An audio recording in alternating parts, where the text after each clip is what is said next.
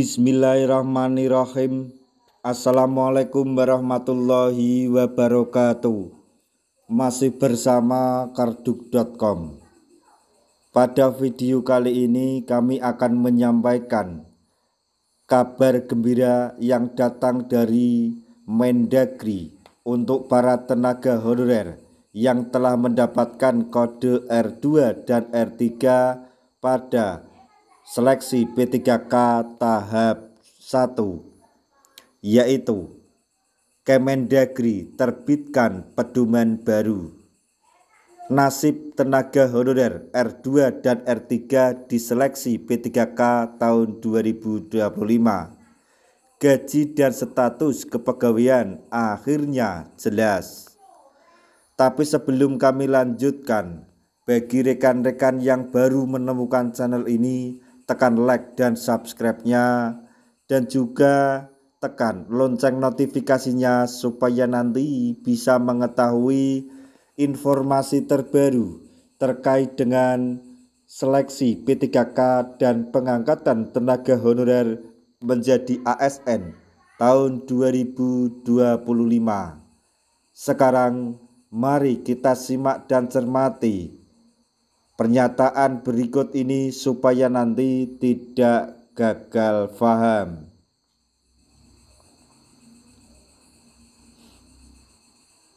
Kementerian Dalam Negeri atau Kemendagri baru-baru ini mengeluarkan surat resmi yang memberikan pedoman baru terkait pengangkatan dan penggajian pegawai pemerintah dengan perjanjian kerja atau P3K paruh waktu. Surat ini secara khusus ditujukan kepada tenaga honorer kategori R2 dan R3 yang sebelumnya menghadapi ketidakpastian status kepegawaian. Langkah ini diharapkan dapat memberikan kejelasan dan perlindungan bagi tenaga honorer yang telah lama mengabdi namun belum mendapatkan kepastian status. Sebelumnya, Kementerian Pendayagunaan Aparatur Negara dan Reformasi Birokrasi atau Kemenpan RB bersama dengan Badan Kepegawaian Negara atau BKN telah berencana mengakomodasi pengangkatan tenaga honorer menjadi P3K pada tahun anggaran 2024. Namun, implementasi dari rencana tersebut menghadapi berbagai tantangan, terutama terkait dengan efisiensi anggaran dan kebutuhan formasi di berbagai instansi pemerintah. Akibatnya, sejumlah instansi mulai melakukan pemutusan hubungan kerja atau PHK terhadap tenaga honorer yang tidak lolos seleksi P3K, khususnya mereka yang termasuk dalam kategori R2 dan R3. Menghadapi situasi tersebut, Kemendagri melalui surat bernomor 900-664-ke-UDA yang diterbitkan pada 14 Februari 2025 memberikan pedoman terkait penganggaran gaji P3K paruh waktu. Surat yang ditandatangani oleh PLT Direktur Jenderal Bina Keuangan Daerah Horas Panjaitan memuat 4 poin utama sebagai acuan bagi pemerintah daerah dalam mengelola penggajian P3K paruh waktu. Poin pertama, kelanjutan kerja dan gaji tenaga non-ASN. Tenaga non-ASN yang masih menjalani proses seleksi tetap diperbolehkan melanjutkan pekerjaannya dan menerima gaji dengan jumlah yang sama seperti sebelumnya. Gaji tersebut akan bersumber dari anggaran belanja dan jasa. Kemudian poin yang kedua yaitu penganggaran gaji P3K paruh waktu pasca pengangkatan.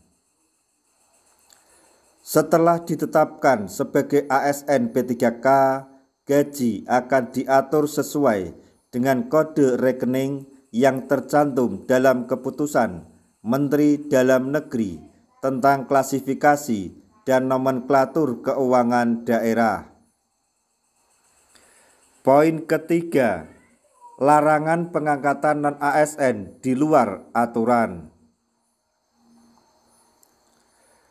Pemerintah daerah dilarang mengangkat tenaga non-ASN atau honorer di luar ketentuan perundang-undangan.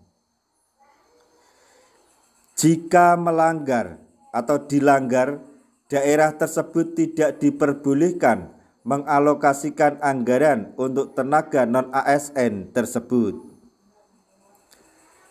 Kemudian poin yang keempat yaitu penggajian ASN yang tidak terdaftar dalam database BKN.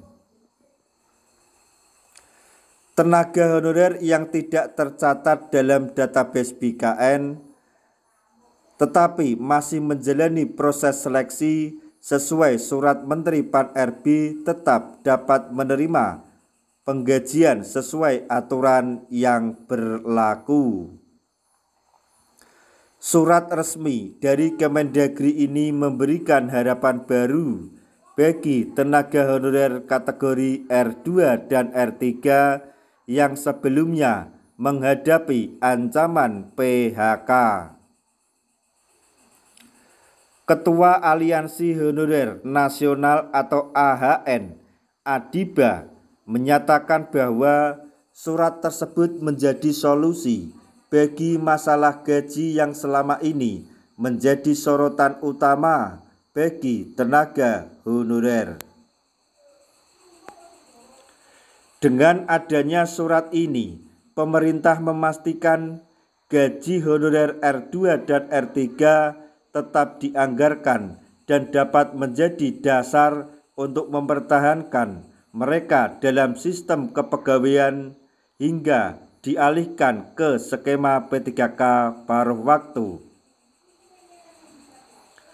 Langkah proaktif Kemendagri dalam penerbitan pedoman baru ini menunjukkan komitmen pemerintah dalam memberikan perlindungan dan kejelasan bagi tenaga honorer yang telah lama mengabdi.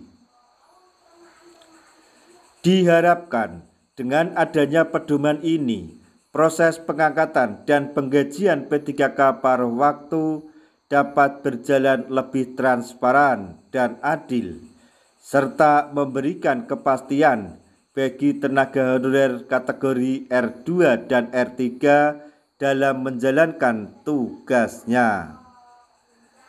Nah, demikian tadi informasi yang dapat kami sampaikan, informasi yang datang dari Kemendagri untuk para tenaga honorer yang diangkat menjadi P3K paruh waktu.